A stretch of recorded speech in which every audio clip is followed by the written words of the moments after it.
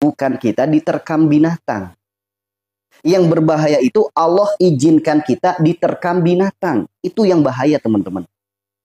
Masalah diterkam binatang, jika Allah tidak mengizinkan, binatang di depan kita pun tidak akan menerkam. Binatang di depan kita pun tidak akan menerkam.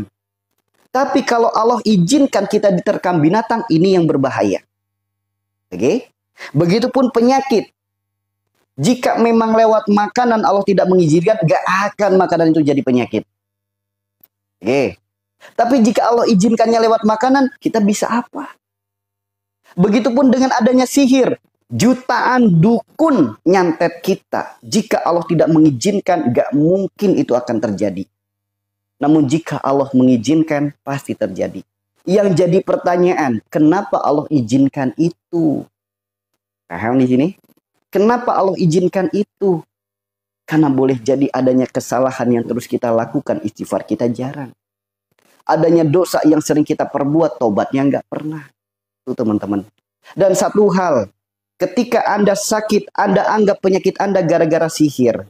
Ketika Anda sakit Anda dianggap gara-gara santet. Dari mana Anda tahu kalau penyakit Anda itu sihir? Dari mana Anda tahu kalau penyakit Anda itu santet? Dari mana Anda tahu? Apakah Anda tahu dari para pedagang agama? Atau taunya dari mereka orang-orang yang mengaku dirinya pintar? Atau Anda itu buah daripada prasangka? Hati-hati teman-teman. Ya, hati-hati dengan prasangka. Karena ada penyakit namanya skizofrenia secara medis. Namanya penyakit skizofrenia. Buah dari pikiran jadi prasangka. Prasangka jadi sugesti. Sugesti jadi afirmasi. Dari afirmasi akhirnya terhipnotis oleh pikiran sendiri.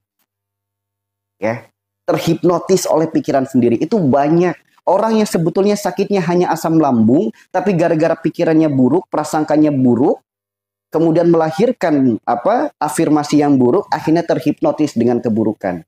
Mengkait-kaitkan penyakitnya di waktu-waktu tertentu, di jam-jam tertentu. Nah, di dalam tubuh kita ada korin yang menghantarkan diri kita kepada keburukan. Ketika kita prasangka buruk, Allah sesuai prasangka hambanya, maka keburukan itulah yang akan terjadi. Maka siapapun Anda, entah orang lain, entah orang pinter, entah orang pedagang agama, siapapun yang mereka berstatement penyakit Anda adalah sihir guna-guna, sok bantah itu semua. Penyakitku karena dosaku. Penyakitku karena kesalahanku. Prasangka baik kita lah sebaik-baik tolak bala. Bukan kita sibuk, gimana ya nyembuhin sihir, gimana ya ngobatin sihir. Prasangka baik saja itu bisa sebaik-baik tolak bala. Ya Allah, hamba aku ya Allah. Semua penyakit ini karena dosa-dosa hamba. Karena kesalahan hamba. Karena perilaku hamba, karena perbuatan hamba. Engkau izinkan sakit ini menimpa pada diri hamba. Ini adalah bentuk cinta kasih sayangmu ya Allah. Hamba mohon ya Allah, ampuni dosa-dosa hamba. Segala dosa penyebab penyakit ini ya Allah.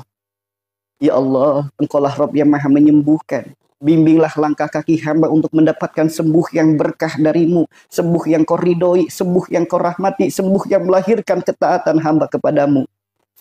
Sungguh ya Allah, tidak akan mungkin bisa menyembuhkan penyakit saya selain Engkau yang maha menyembuhkan ya Allah. Sok teman-teman, tanamkan itu namanya keimanan. Yakinkan itu. Jika kita udah di fase seperti itu, sok apapun jalan sembuh kita diberikan kemudahan. Apalagi kalau kita memohonnya di sepertiga malam, ya, di mana Allah turun ke langit bumi di sepertiga malam. Siapa yang meminta ampunan, Allah ampuni. Siapa yang meminta, Allah beri. Siapa yang memohon, Allah kabulkan. Jika Allah sudah ampuni dosa kita, Allah kabulkan permohonan kita. Kita mohon agar diberikan sembuh. Apapun jalan sembuh kita, pasti Allah berikan kemudahan.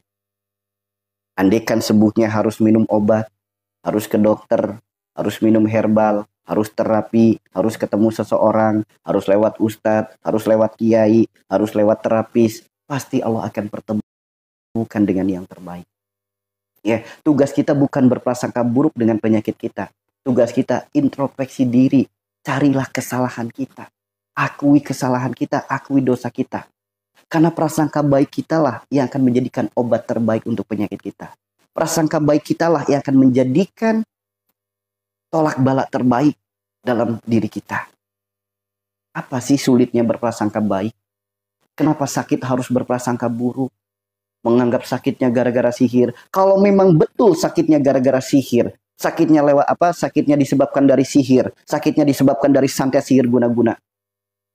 Bukankah Allah berfirman, balaslah keburukan dengan kebaikan? Bukankah Allah berfirman dalam Muzammil ayat 10 dan 11, sabar, tinggalkan dengan cara yang baik, cukup aku kata Allah yang mengurusnya. Karena kita hanya diberikan dua tangan. Dua tangan kita tidak akan mungkin mampu menahan para dukun, menahan para orang julid untuk nyantet kita. Enggak akan mungkin mampu. Namun dua tangan kita masih bisa kita pakai, tengadahkan kedua tangan kita ke atas. Mohonkan ampunan, kemudian kita berdoa yang baik. Itu masih bisa dipakai. Daripada kita prasangka buruk, berujung pada keburukan, lebih baik kita berprasangka baik. Sakitku karena dosaku. Bukan kok, bukan karena santet. Bukan gara-gara sihir kok, bukan. Ini semua karena dosaku. Ini semua karena kesalahanku. Ini semua karena perbuatanku. Bukan gara-gara makanan. Bukan gara-gara sihir. Bukan gara-gara kezoliman orang lain. Bukan. Ini semua adalah karena kesalahanku. Mengakui kesalahan bukan perkara mudah, teman-teman. Namun itulah gerbang utama untuk kesembuhan. Ya, itulah gerbang utama untuk kesembuhan. Nah, satu, dalam kitab disebutkan, jika ada penyakit, lebih dari 40 hari sudah kita obati. Udah kita minum obat, udah kita ikhtiar, udah kita terapi, udah kita ikhtiarkan kemana-mana. 40 hari diobatin udah. Kok belum sembuh? Sampai berbulan-bulan, sampai bertahun-tahun. Yuk, bukan jasmani terus yang harus kita ikhtiarkan. Ada ruhani yang harus kita perbaiki. Gitu ya. Ada ruhani yang harus kita perbaiki, teman-teman. Lihat, teman-teman. Apapun perantara penyakit kita, janganlah berprasangka buruk dengannya. Apapun perantara penyakit kita, akuilah kesalahan kita. Mau perantaranya lewat makanan, mau perantaranya lewat kecelakaan, mau perantaranya lewat sihir, itu hanya perantara. Itu hak prerogatif Allah. Allah yang punya kehendak.